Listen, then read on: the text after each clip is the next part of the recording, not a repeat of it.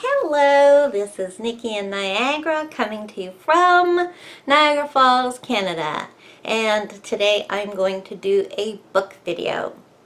I'm going to show you the next 10 books, or I should say the next 10 fiction books that are on my TBR.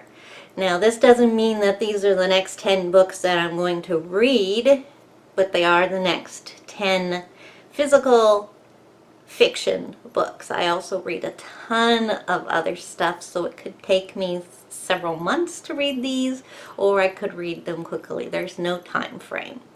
So, the first one that I've included is an ebook, and I usually don't include ebooks in this pile, but I do have, so it's on my Kindle, and I do have a physical copy of the book, but since it's such a large one, I prefer to read it on my Kindle, and that is Stephen King's It, which is appropriate. Right now I'm not going to let myself watch the movie until I've read the book.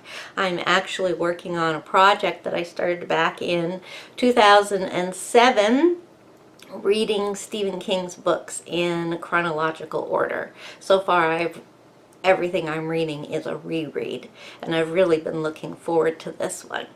So, Stephen King's It is the first book. I don't need to tell you what that's about. The next one is Landscape with Invisible Hand by M.T. Anderson. Now, this is a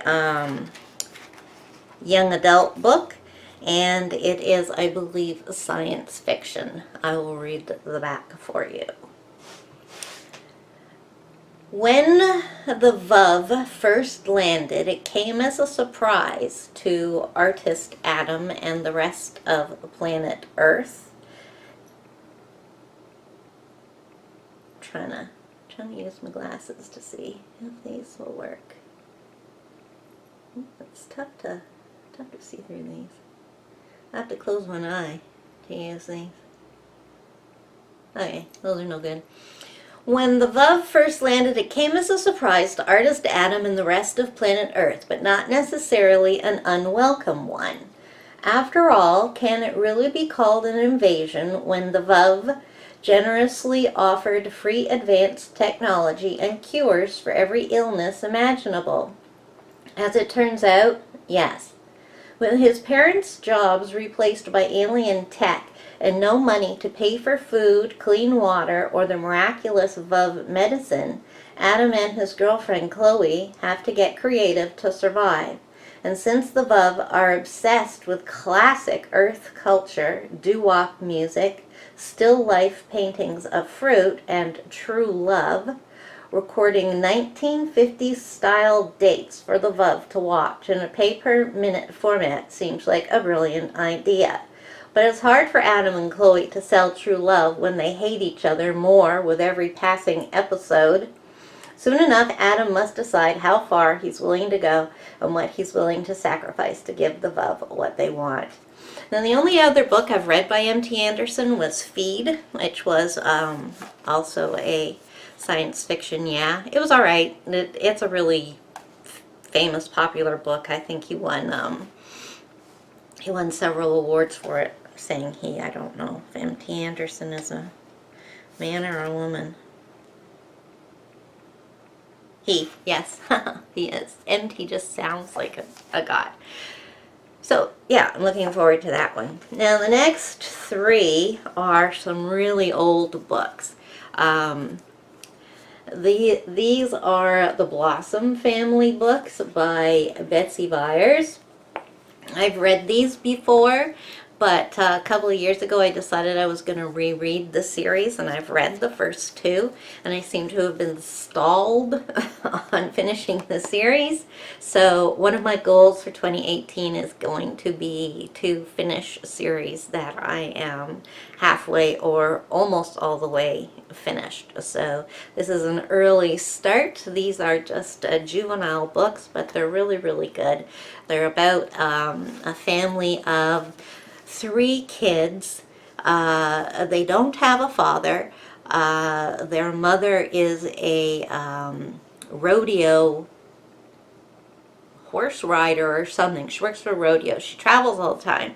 So they're left at home with their grandpa, which is their mother's father. And he's a real character, and they also have a dog named Mud, and he features in the books quite a lot. And the last book in the series, he is actually the star of. So it's a really good series.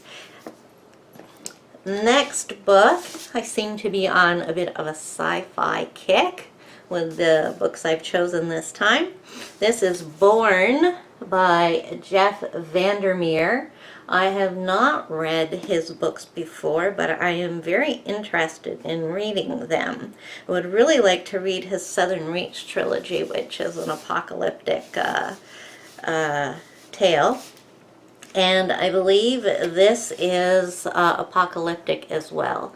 I will read, not the whole blurb. This is huge on here, and it could, yeah, tell us a whole bunch of stuff that we don't want to know before we read the book. So, am I a person? Bourne asked me. Yes, you are a person, I told him. But like a person, you can be a weapon too. In Bourne, a young woman named Rachel survives as a scavenger in a ruined city half destroyed by drought and conflict. The city is dangerous, littered with discarded experiments from the Company, a biotech firm now derelict, and punished by the unpredictable predations of a giant bear. Rachel ekes out an existence in the shelter of a run-down sanctuary she shares with her partner Wick, who deals his own homegrown psychoactive biotech.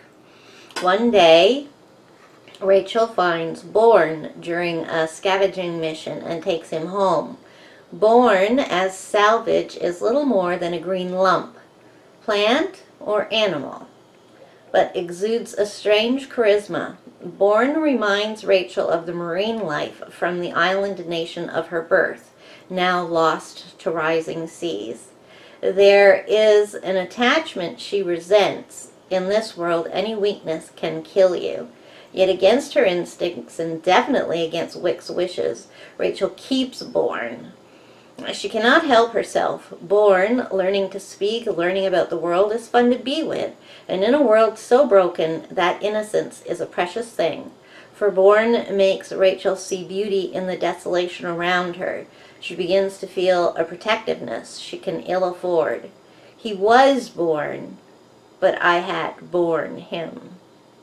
Ooh, that sounds really good. Can't wait to read that. Okay, the next one is the new book by Fiona Burton, The Child. I read her first book, The Widow, and enjoyed it very much, so I'm looking forward to this one. The Child. Okay. As an old house is demolished in a gentrifying section of London, a workman discovers a tiny skeleton buried for years. For journalist Kate Waters, it's a story that deserves attention. She cobbles together a piece for her newspaper, but at a loss for answers, she can only pose a question. Who is the building site baby? As Kate investigates, she unearths connections to a crime that rocked the city decades earlier. A newborn baby was stolen from the maternity ward in a local hospital and was never found. Her heartbroken parents were left devastated by the loss. But there is more to the story. And I'm not going to read any more. That sounds good. Yeah, that should probably be a quick read. Okay, the next one is I guess you could probably call it a middle grade book. It is called The Night Garden. And this is by Polly Horvath, and she is a Canadian author, and she writes kind of like quirky books, some of them kind of fantasy-ish, more like, what do they call it? I was going to say urban fantasy, but That's probably not quite the right word, but a little bit of magical realism. There you go. I remembered it. Okay, so I will read a bit of this one, The Night Garden by Polly Horvath. 12-year-old Franny and her parents, Sina and old Tom, enjoy a quiet life at their farm on Vancouver Island. Franny writes, Sina sculpts, and old Tom tends to their many gardens, all but the ancient and mysterious night garden, which he keeps locked up tight because it is so dangerous.